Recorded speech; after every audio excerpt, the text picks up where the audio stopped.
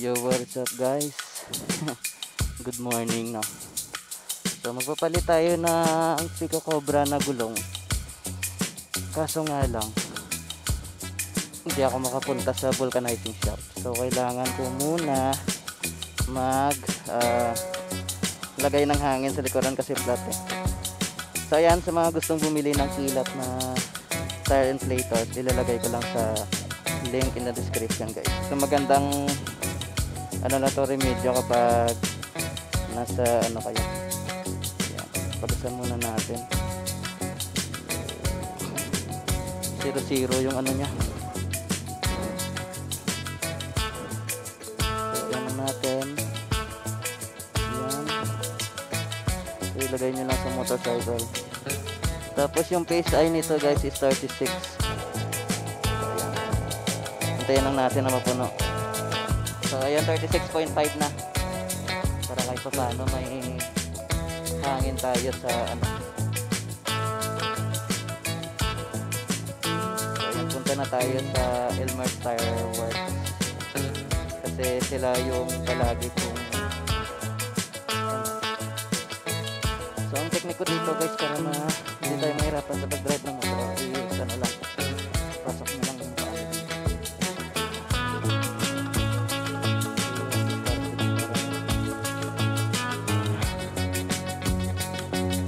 So balikin tayo na Pico.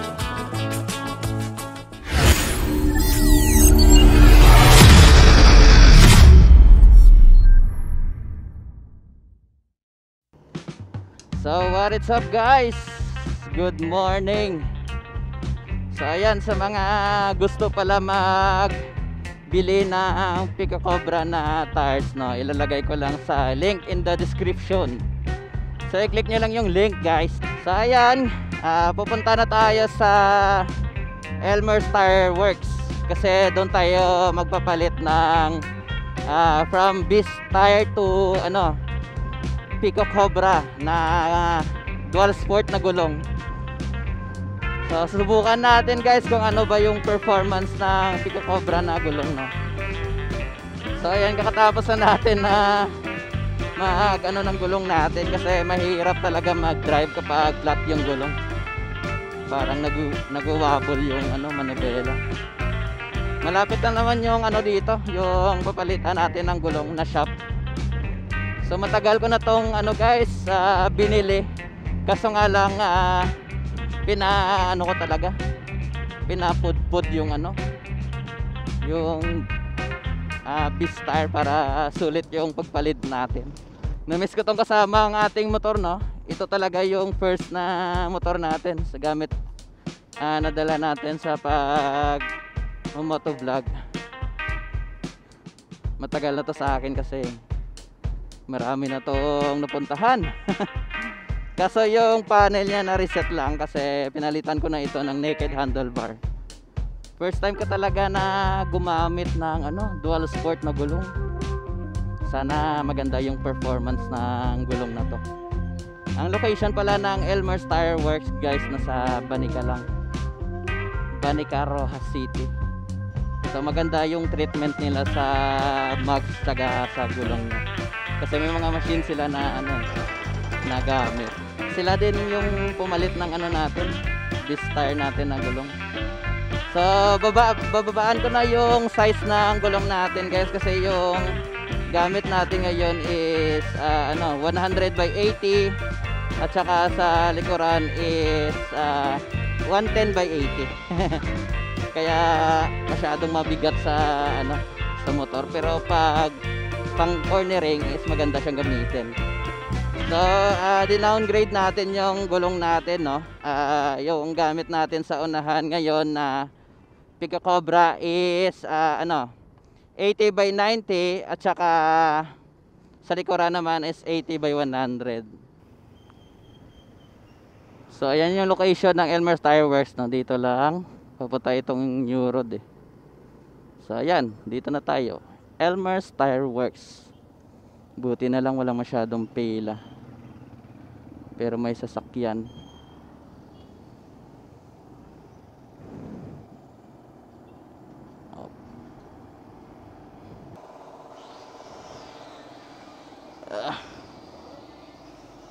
Aragay. So ayan. Yan yung may-ari, yung naka-blue.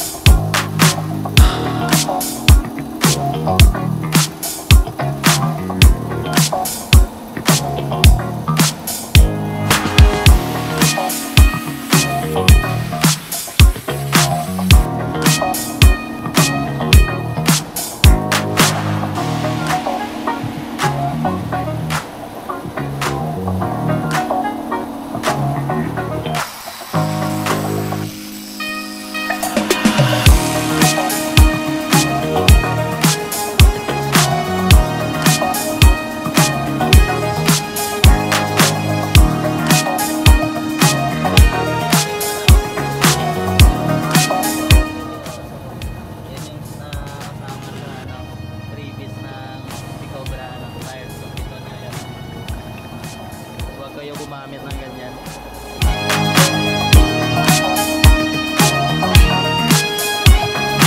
So ayan guys, nakatapos na yung pagpalit ng Picobra tires natin, no?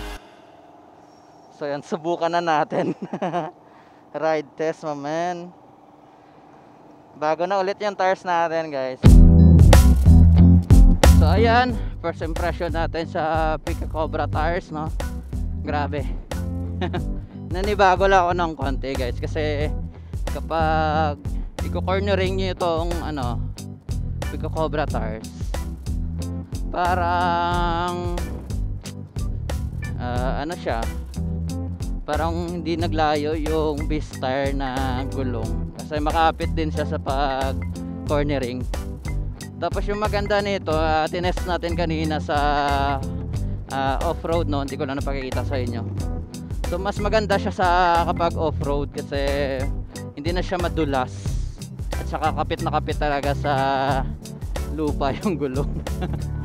Kaso nga lang yung disadvantage sa tire na to is yun lang, common issue sa tires na dual sport is marami siya talagang makukuha na putik at mga talsik. Pero hindi na ako nagbe-base dun eh. Ang akin lang kasi yung performance na tire. So ayan. Okay na ako sa tires na to. Mas maganda sana yung 110 by 80 na ano na tires, kaso nga lang medyo may kamahalan. So sa susunod baka maka-sponsored sa atin yung Pickup Cobra tires. So mag-email lang kayo sa akin, guys. So ayan, yun lang naman yung overall review ko sa Pickup Cobra tires na to. So nagandahan lang ako. Yung ano pala, yung nilagay na hangin dito is 36, hindi, 30 PSI lang yung nilagay dito. Kaso nga lang, kung gusto nyo talaga may alalay yung shock nyo, may support sa rebound kapag may mga hams, is ano nyo lang, iset nyo lang sa ano 30 PSI. So hindi na tayo naglagay ng nitrogen kanina kasi may ano naman sa may tar sealant.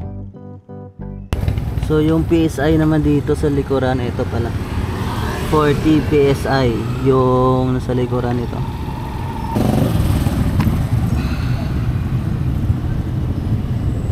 Dito naman sa kabila, sa unahan is 40 PSI.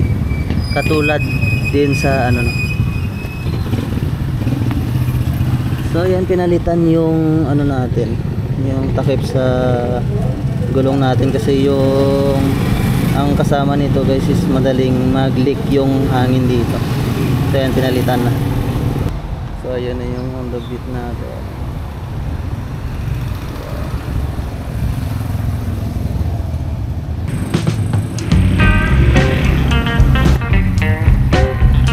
So ayan guys, maraming salamat sa panonood ng ating video, no, sa pagpalit ng Pico Cobra na tires from Beast Tire to Pico Cobra tires.